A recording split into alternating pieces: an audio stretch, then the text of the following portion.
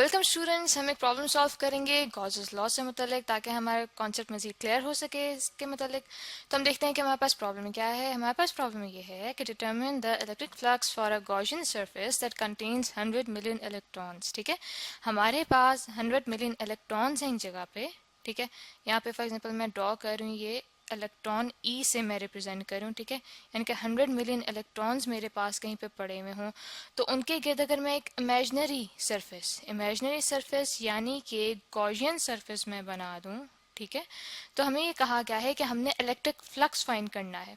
अब जाहिर बात है, मेरे पास एक जगह पे इलेक्ट्रॉन्स पड़े हुए हैं, तो उनकी वजह से कोई ना कोई फोर्स फील करेगा। कोई भी पॉइंट चार्ज उनके करीब अगर लाया जाए, ठीक है, या उनसे दूर लाया जाए, तो उन उन इलेक्ट्रॉन्स की वजह से कोई ना कोई फोर्स अपने ऊपर फील करेगा।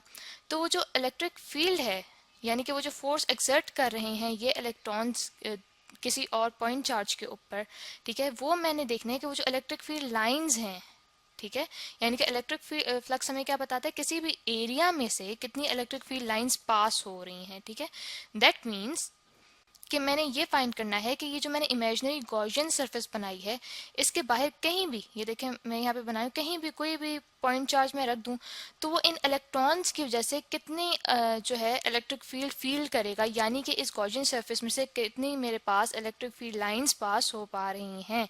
तो हम देख लेते हैं कि हमारे पास डाटा में क्या क्या मौजूद है। ठीक है, हमें ये बताया गया है कि नंबर ऑफ इलेक्ट्रॉन्स कितना है।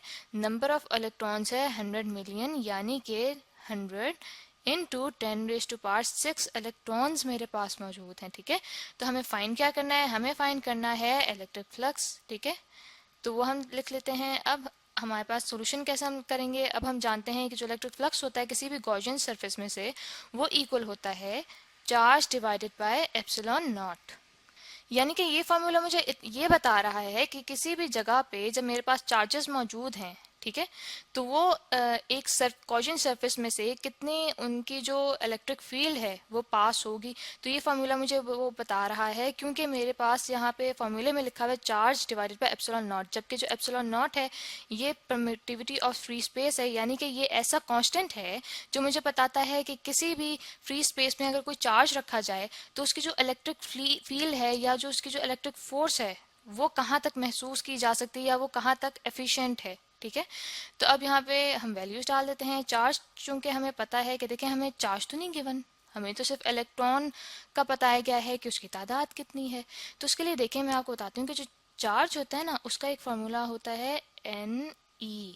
ठीक है, एन से मुराद ये होता है कि जो मेरे पास कोई भी चार्ज गिवन है, ठीक है, चार्ज मेरे पास यहाँ पे क्या गिवन है, इलेक्ट्रॉन। ठीक है, तो नंबर ऑफ इलेक्ट्रॉन्स कितना है, नंबर ऑफ इलेक्ट्रॉन्स मेरे पास है यहाँ पे 100 इंटू 10⁻⁶। ठीक है, और साथ ही इलेक्ट्रॉन के ऊपर चार्ज कितना होता है, एक इलेक्ट्रॉन के ऊपर चार्ज होता है मेरे पास 1.6 इंटू 10⁻⁻19 कूलम।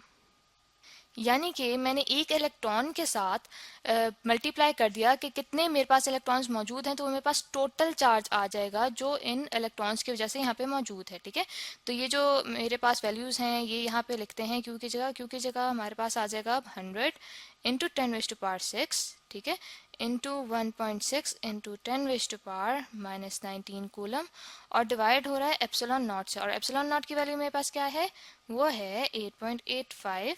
ठीक है, 8.85, 5 को दोबारा लिख लेते हैं ताकि क्लियर करके लिख लें, 8.85 इंटू 10⁻⁻12 कूलम स्क्वायर पर न्यूटन मीटर स्क्वायर। ठीक है, इसको जब कैलकुलेटर से मैंने कैलकुलेट किया तो मेरे पास जो इलेक्ट्रिक फ्लक्स की वैल्यू आई वो आई 1.8।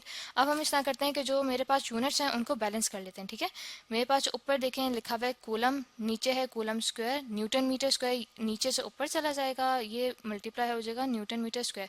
देखें यहाँ का ऊपर का एक कॉलम नीचे के एक कॉलम से कट गया। ठीक है, तो मेरे पास इलेक्ट्रिक फ्लक्स की टोटल वैल्यू क्या आ जाती है, वो आ जाती है 1.8 न्यूटन मीटर स्क्वायर पर कूलम।